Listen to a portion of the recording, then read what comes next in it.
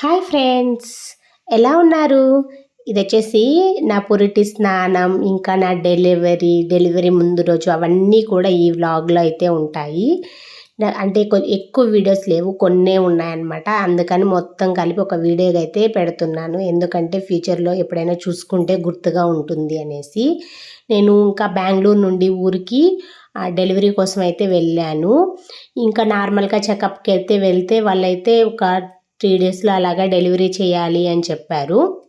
అంటే first C సెక్షనే కదా! ఇంక తర్వాత కూడా సి సెక్షనే అనమాట. సో, ఇంకా అందుకని మంచి రోజు అలా చూసుకునే టయానికి ఒక 1 వీక్ పట్టింది. ఇంకా ఆలోపు అమ్మ అయితే "నీకు ఏం కావాలో చెప్పు, అవి చేసి పెడతాను" అనింది ఒక్క రోజులో. ఇంకా ఒకరోజు ముందు మనం ఏం తింటాము టెన్షన్‌గా ఉంటది కదా! ఎంతైనా ఫస్ట్ అయినా, సెకండ్ అయినా కూడా చాలా టెన్షన్‌గా ఉంటది. ఫస్ట్ కన్నా ఇంకా సెకండే ఎక్కువ టెన్షన్‌గా ఉంటది. ఎందుకంటే ఫస్ట్ ఎలాగుంటదో అవంతా మనకు తెలుస్తది కాబట్టి. సో, ఇంకా అదొచ్చేసి అట్లాగా టెన్షన్‌గా ఉండింది. ఇంకా అమ్మ ఇడ్లీ సాంబారు, ఇంకా కొంచెం బ్లడ్ తక్కువ అని చెప్పేసి లివర్ ఫ్రై, సంగటి అలాగైతే చేసి పెట్టారు. అయినా కానీ టెన్షన్‌గానే ఉండింది తినేదానికి. కాకపోతే మనం ఎక్కువ టెన్షన్ పడకూడదు కదా! మళ్ళీ హై బీపీ వచ్చేస్తే కష్టం అనమాట ఆపరేషన్ చేసేటప్పుడు. ఫైనల్‌గా అయితే డెలివరీ అయిపోయాను. నాకు పాప పుట్టింది.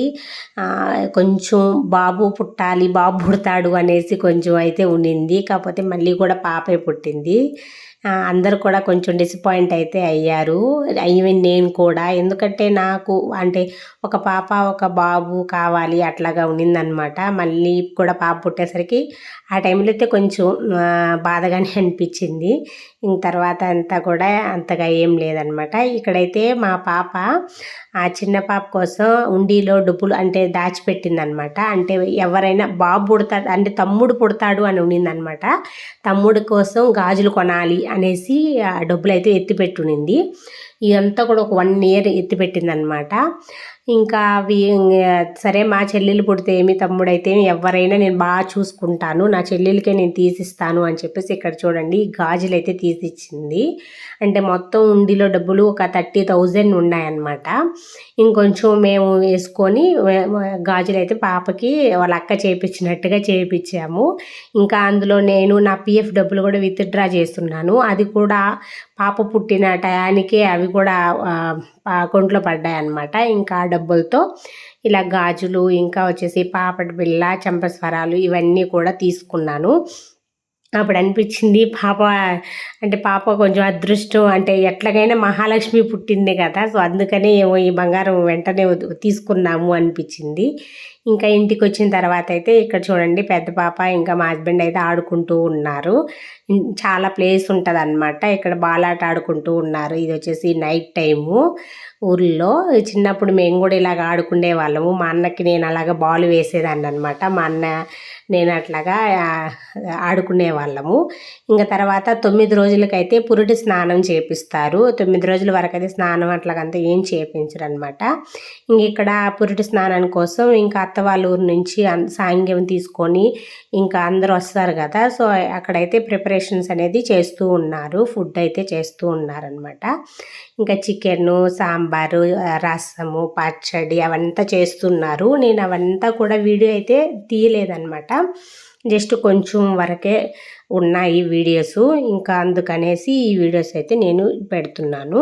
ఇలాగా అందరం కూర్చొని మాట్లాడుకుంటూ చేస్తూ ఉంటే చాలా బాగుంటుంది కదా! ఎంతైనా పల్లెటూరులో ఉండే వాతావరణం అనేది అసలు ఎక్కడా ఉండదు. అందరూ కలిసి ఒక చోట బాగా ఇట్లాగా ఏదైనా చిన్న చిన్న ఫంక్షన్లు ఉన్నప్పుడు అందరం కలిసే చేసుకుంటూ ఉంటారు.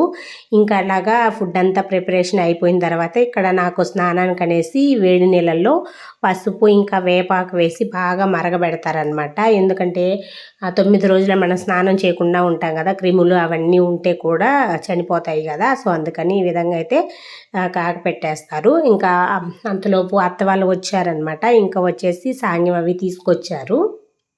ఇంకా ఇక్కడైతే అన్ని వంటలన్నీ చేసేసి ఫైనల్‌గా గారెలు వేస్తూ ఉన్నారు. గారెలు వేస్తూ మాట్లాడుకుంటా ఉన్నారనమాట. అంతలోపు పాపకు కూడా స్నానం చేపిచ్చేసి రెడీ చేపిచ్చేశారు.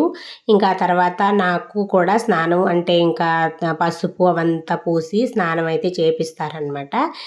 అట్లాగా ఈ పురుడు స్నానం అనేది ఉంటుంది. ఇంకా అందరూ వచ్చేది, అందరూ తినేది అవంతా కూడా వీడియో తీయలేదు. అంటే నేను నొప్పులతో బిజీగా, అంటే నొప్పులు ఇంకా ఉంటాయి కదా 9 రోజులంటే, నేనైతే తీయలేదనమాట. ఇంకా ఎవరు చెప్పినా కూడా వీడియో తీయలేదు. సో అందుకని నా దగ్గర ఉన్న క్లిప్పుల వరకే యాడ్ చేస్తూ ఉన్నాను. ఇక్కడైతే ఆకుతో పొగబెడతారు, అప్పుడు తల అనేది బాగా ఆరిపోతుంది కదా. ఊర్లో ఉంటే ఇట్లా నిప్పులతో అయితే బాగా పొగబెట్టే వాళ్ళము.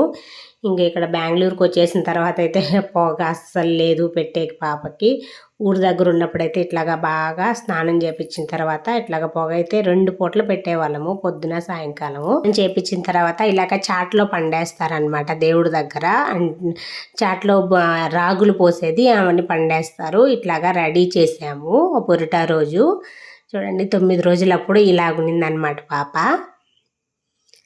చాలా సన్నగా ఉండింది, అంటే 2.7 kgs అయితే ఉండింది. పెద్ద పాప అయితే ఇంకా 2.4 ఉండింది. ఇక్కడైతే పాప కోసం ఈ బట్టలు అవైతే తీసుకొని వచ్చారు అందరూ. ఇదన్నమాట వీడియో నచ్చినట్లయితే లైక్ చేయండి. అలాగే ఎవరైనా ఫస్ట్ టైం ఛానల్ చూస్తున్నట్లయితే సబ్స్క్రైబ్ చేసుకోండి.